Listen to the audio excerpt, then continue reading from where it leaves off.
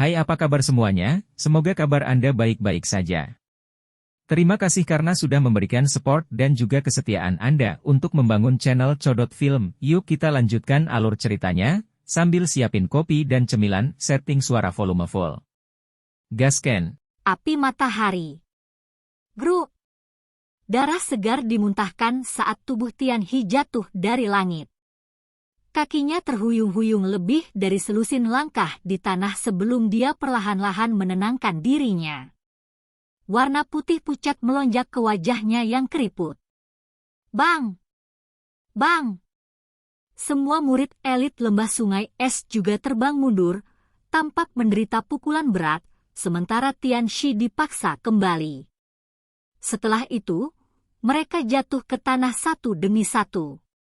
Tidak ada yang tahu apakah mereka hidup atau mati. Hanya 3 sesepuh berpakaian putih yang hadir hampir tidak bisa menstabilkan tubuh mereka. Namun, wajah mereka saat ini dipenuhi dengan keterkejutan.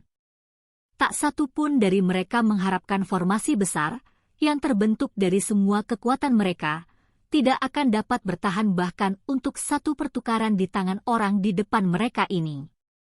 Seorang elit Douzun memang bukan seseorang yang bisa mereka kalahkan hanya dengan mengandalkan angka. Kontrol kekuatan spasial orang ini telah mencapai tingkat yang luar biasa. Dia tidak tampak seperti seseorang yang baru saja maju ke kelas Douzun.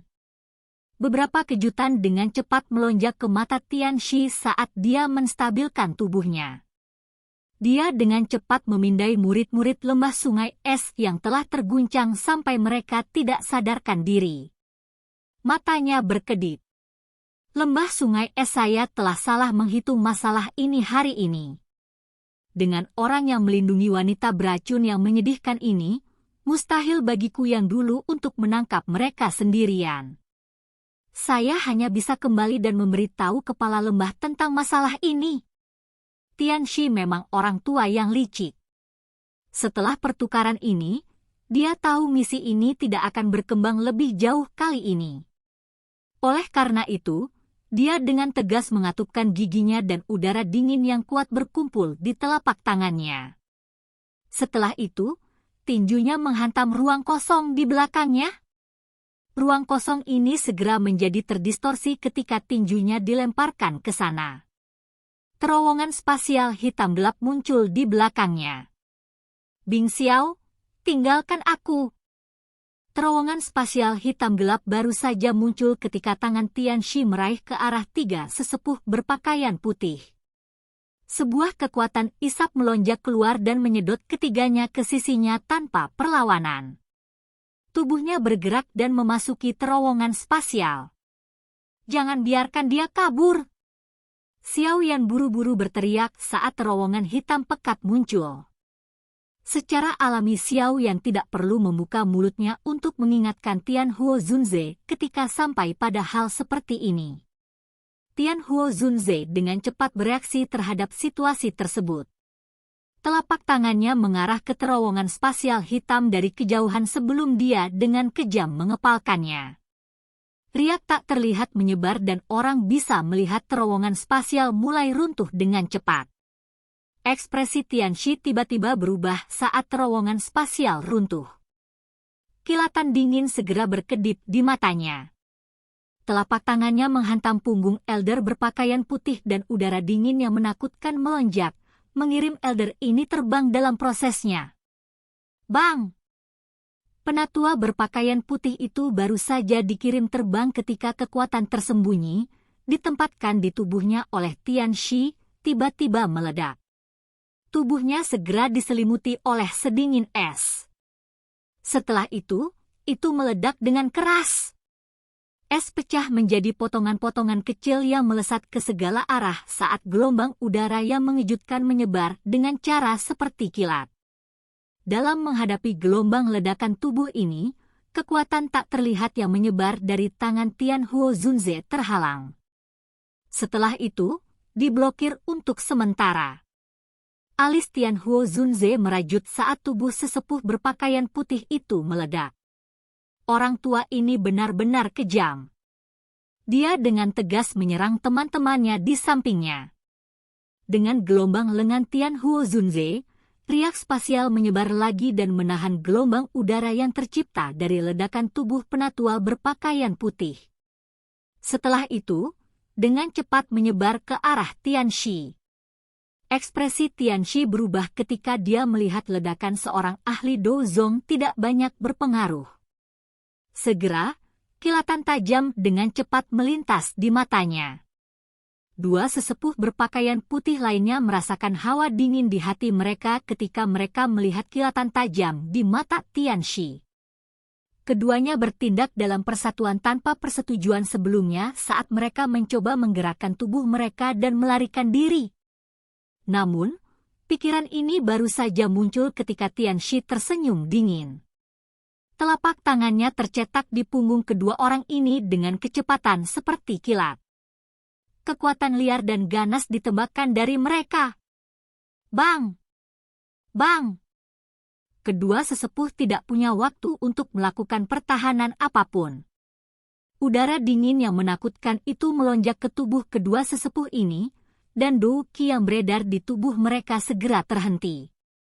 Setelah itu, mereka mulai membengkak. Bang! Bang! Dua suara keras lainnya muncul. Gelombang dingin yang bahkan lebih kuat melonjak dan menyebar dengan cara seperti kilat. Beberapa batu besar di tanah segera tertutup oleh es yang keras karena gelombang sedingin es ini. Murid lembah sungai es di tanah dengan cepat diubah menjadi banyak patung es yang seperti kehidupan. Kehidupan di dalam tubuh mereka benar-benar membeku saat ini. Dua gelombang besar sedingin es yang telah meletus, mengguncang kekuatan mengganggu yang tak terlihat dari Tian Huo Zunze sampai runtuh. Terowongan spasial berputar dan Tianxi yang berwajah pucat dengan cepat memasukinya. Akhirnya, dia menghilang. Ini dunia kecil dan kita akan bertemu lagi. Masalah hari ini pasti belum berakhir. Kalian semua harus menunggu untuk dibunuh oleh lembah sungai es milikku. Saat sosok Tianxi menghilang, suara yang ganas dan padat perlahan-lahan dikirim dari tempat terowongan spasial menghilang. Setelah itu bergema di pintu masuk lembah ini. Tian Huo Zunze sedikit mengernyitkan dahinya saat melihat Tianxi berhasil kabur. Dia tidak menyangka orang ini dapat berpisah dan melarikan diri meskipun tidak mencapai kelas Douzon. Selain itu, dia juga meremehkan sikap tidak berperasaan orang itu. Dia rela mengorbankan 3 tetua Douzong untuk melarikan diri. Dia melarikan diri. Alis Little Fairy Doctor vertikal saat dia berseru dengan lembut. Xiao Yan dengan lembut mengangguk.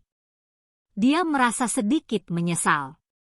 Akhirnya, dia melihat ke arah Tian Huo Zunze di udara dan berkata, Tuan Tua Yao baru saja mendapatkan tubuh. Meskipun kekuatan spiritual Anda telah sangat diperkuat dalam sekejap, dou qi di dalam tubuh fisik Anda tidak dapat sepenuhnya pulih dalam waktu singkat ini. Anda sepenuhnya mengandalkan kekuatan spiritual Anda dalam pertarungan sebelumnya. Jika tidak, kemungkinan besar Tianxi tidak akan melarikan diri. Tian Huo Zunze di udara bergerak dan muncul di samping Xiao Yan. Dia tanpa daya menggelengkan kepalanya pada Xiao Yan saat dia berkata, aku bisa saja menghancurkan terowongan spasial. Namun, orang tua itu benar-benar terlalu kejam. Dia melempar 3 ahli Douzong seperti bom. Xiao Yan tersenyum dan mengangguk. Dia berkata, tidak apa-apa selama kita bisa menakuti orang-orang tua itu. Kami saat ini tidak dapat bertarung langsung melawan lembah sungai es. Kita perlu menemukan tempat yang lebih rahasia dan membantu menyelesaikan masalah tubuh racun yang menyedihkan dari dokter peri kecil. Begitu dia mampu sepenuhnya mengendalikan tubuh racun yang menyedihkan, lembah sungai es harus benar-benar berpikir 2 kali bahkan jika mereka ingin menyentuh kita. 2 Douzon dapat dianggap sebagai kekuatan yang sangat kuat bahkan di wilayah Central Plains. Tian Huo Zunze sedikit mengangguk. Meskipun dia saat ini memiliki tubuh, dia belum benar-benar memiliki kekuatan Douzun. Dia harus menunggu sampai dia membiasakan diri dengan tubuh ini agar bisa disebut Douzun sejati. Kami akan membiarkanmu memutuskan kemana kita harus pergi. Anda dapat dianggap telah memberi saya yang lama kesempatan kedua untuk hidup. Aku yang dulu akan membalas budi ini. Tianhuo Zunzi membelai janggutnya saat dia berbicara sambil tersenyum kepada Xiao Yan. Xiao Yan tersenyum. Dia merenung sejenak sebelum menjawab, karena Tianxi telah melarikan diri. Sepertinya lembah sungai es akan segera mengetahui tentang kita. Oleh karena itu, kemungkinan besar kita tidak bisa lagi tinggal di sini. Selain itu, lembah dewa yang jatuh bukanlah tempat yang cocok jika kita ingin membantu dokter peri kecil menyelesaikan masalah tubuh racun yang menyedihkan. Uap racun di tempat ini terlalu padat. Jika tubuh racun yang menyedihkan membalas, kita akan berakhir dengan masalah yang tidak dapat kita prediksi. Karenanya, kita harus menemukan tempat yang dipenuhi cahaya dan panas. Tempat semacam itu akan mampu menekan tubuh racun yang menyedihkan, dan itu akan meningkatkan peluang keberhasilan hingga 10%. Dipenuhi dengan cahaya dan panas? Tianhuo Zunze dan dokter peri kecil merenungkan pilihannya. Tidak mudah menemukan tempat seperti itu di dalam daerah pilkada. Aku tahu tempat yang dipenuhi dengan cahaya dan panas. Sebuah suara tiba-tiba terdengar sementara Xiao Yan dan dua orang lainnya tenggelam dalam pikirannya. Mereka bertiga mengikuti suara itu dan menoleh. Secara kebetulan, mereka melihat Xin Lan yang tersenyum berjalan keluar dari lembah. Di mana? Xiao Yan bersukacita saat mendengar kata-katanya, dan dia buru-buru bertanya. Kota Ye. Klan Maiye memiliki tempat unik yaitu Sunfire Ancient Altar. Sinar matahari dari langit pada siang hari akan berkumpul di tempat itu. Ada lubang di altar kuno yang mencapai jauh di bawah tanah. Kadang-kadang, beberapa bibit api inti akan melayang keluar dari lubang. Ketika Corvair Seedling ini bersentuhan dengan sinar matahari, itu akan berubah menjadi semacam api. Klan Ye saya menyebutnya Sun Flame. Xin Lan dengan lembut menjelaskan. Jenis api matahari ini mungkin bukan api surgawi, tapi jauh lebih kuat dari api binatang biasa. Beberapa leluhur klan Ye saya sering meminjam Sun Flame semacam ini dan meningkatkan keberhasilan penyempurnaan pil mereka. Sayangnya, Sun Flame ini tidak bisa bertahan lama. Ini akan secara otomatis menyebar. Suara Xin Lan sedikit menyesal ketika dia berbicara sampai saat ini. Meski tak bertahan lama, Sun Flame masih cukup menggoda. Ada sejumlah faksi yang tidak diketahui yang mendambakan kota Ye ini. Mereka semua mengejar Sunfire Ancient Altar. Sun Flame. Xiao Yan menggumamkan nama ini di mulutnya. Dunia ini memang penuh dengan misteri. Formasi Sun Flame mirip dengan kelahiran Heavenly Flame. Tidak heran itu disembunyikan sebagai harta karun oleh klan Ye. Berdasarkan apa yang Anda katakan, Sunfire Ancient Altar harus menjadi tempat terlarang bagi klan Ye Anda. Mereka benar-benar akan meminjamkannya. Xiao Yan mengerutkan alisnya dan bertanya setelah merenungkan proposisi itu.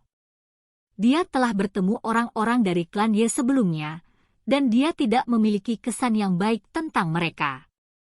Xin Lan juga tampaknya menyadari bahwa Xiao Yan tidak memiliki kesan yang baik terhadap mereka. Dia tertawa pahit sebelum mengertakkan gigi peratnya dan berkata, mereka menyinggung kakak Xiao Yan terakhir kali karena mereka tidak mengetahui identitasmu.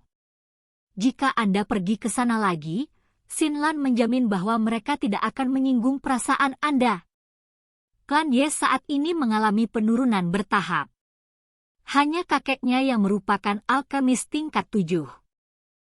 Kekuatan semacam ini tidak cukup untuk memungkinkan klan Ye terus menjadi salah satu dari 5 klan besar. Jika mereka tidak mencari bantuan dari luar, kemungkinan besar mereka akan ditelan dan diambil alih oleh faksi lain. Selain itu, dari cara Xinlan melihatnya, siapa yang lebih cocok untuk memberikan bantuan dari luar selain Xiao Yan? Dia sudah mencapai tingkat ke-7 di usia yang begitu muda.